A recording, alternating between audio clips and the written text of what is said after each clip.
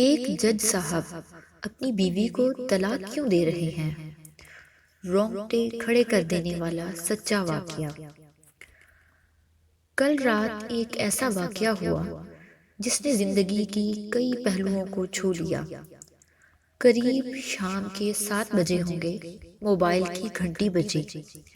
اٹھایا تو ادھر سے رونے کی آواز۔ میں نے چپ کرایا اور پوچھا کہ بھابھی جی آخر ہوا کیا؟ ادھر سے آواز آئی، آپ کہاں ہیں اور کتنی دیر میں آ سکتے ہیں؟ میں نے کہا آپ پریشانی بتائیں اور بھائی صاحب کہاں ہیں اور ماں کدھر ہیں، آخر ہوا کیا ہے؟ لیکن ادھر سے صرف ایک ہی رٹ کہ آپ فوراً آ جائیے۔ میں اسے مطمئن کرتے ہوئے کہا کہ 1 گھنٹہ لگے گا پہنچنے میں۔ جیسے تیسے گھبراہٹ میں پہنچا، دیکھا کہ بھائی صاحب جو ہمارے جج دوست ہیں سامنے بیٹھے ہوئے ہیں۔ بھابھی جی رونا چیخنا کر رہی ہیں۔ 12 سال کا بیٹا بھی پریشان ہے اور 9 سال کی بیٹی بھی کچھ کہہ نہیں پا رہی۔ میں نے بھائی صاحب سے پوچھا کہ آخر کیا بات ہے؟ بھائی صاحب کچھ جواب نہیں دے رہے تھے۔ پھر بھابھی جی نے کہا، یہ دیکھیے طلاق کے کاغذات کورٹ سے تیار کرا کر لائے ہیں، مجھے طلاق دینا چاہتے ہیں۔ میں نے پوچھا یہ کیسے ہو سکتا ہے؟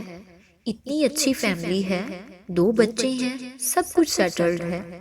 پہلی نظر میں مجھے لگا کہ یہ مذاق ہے، لیکن میں نے بچوں سے پوچھا دادی کدھر ہے؟ تو بچوں نے بتایا پاپا انہیں 3 دن پہلے نوئیڈا کے اولڈ ایج ہوم میں شفٹ کر آئے ہیں۔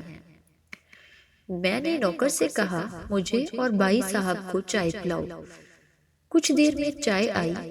بھائی صاحب کو میں نے بہت کوشش کی چائے پلانے کی، مگر انہوں نے نہیں پی، اور کچھ ہی دیر میں وہ معصوم بچے کی طرح پھوٹ پھوٹ کر رونے لگے اور بولے، میں نے 3 دنوں سے کچھ بھی نہیں کھایا ہے۔ میں اپنی 61 سال کی ماں کو کچھ لوگوں کے حوالے کر کے آیا ہوں۔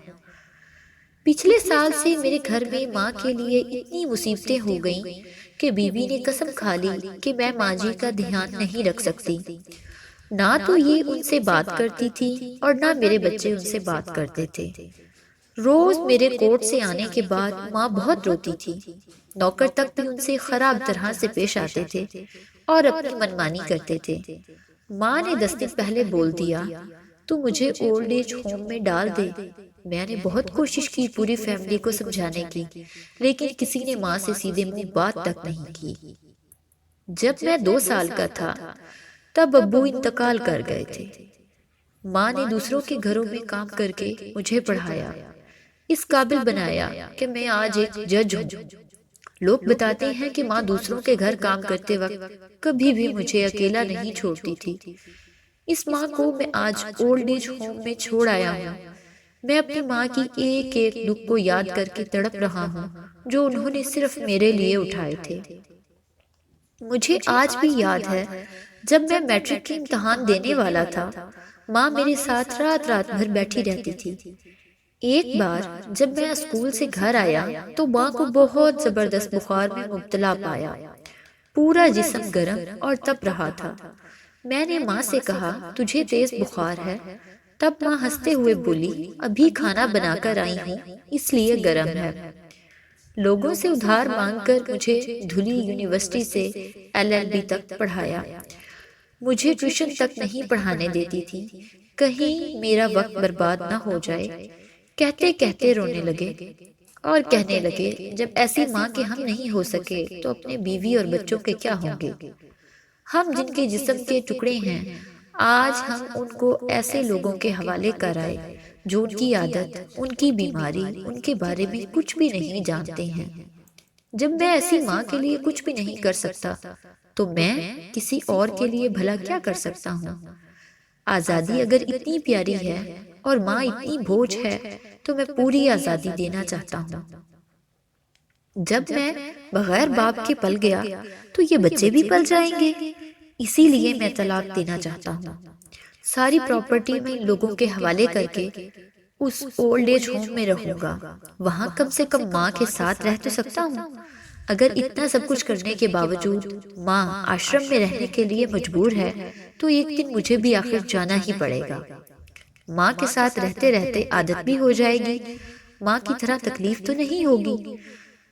جتنا بولتے اس سے بھی زیادہ رو رہے تھے۔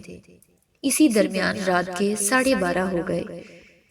میں نے بھابھی جی کے چہرے کو دیکھا، ان کے چہرے پچھتاوے کے جذبات سے بھرے ہوئے تھے۔ میں نے ڈرائیور سے کہا ابھی ہم لوگ نوئیڈا چلیں گے۔ بھابھی جی، بچے اور ہم سارے لوگ نوئیڈا پہنچے۔ بہت زیادہ گزارش کرنے پر گیٹ کھلا۔ بھائی صاحب نے گیٹ کیپر کے پیر پکڑ لیے، بولے میری ماں ہے، میں اسے لینے آیا ہوں۔ چوکیدار نے پوچھا کیا کرتے ہو صاحب؟ بھائی صاحب نے کہا میں ایک جج ہوں۔ اس چوکیدار نے کہا جہاں سارے ثبوت سامنے ہیں تب تو آپ اپنی ماں کے ساتھ انصاف نہیں کر پائے، اوروں کے ساتھ کیا انصاف کرتے ہوں گے صاحب؟ اتنا کہہ کر ہم لوگوں کو وہیں روک کر وہ اندر چلا گیا۔ اندر سے ایک عورت آئی جو وارڈن تھی۔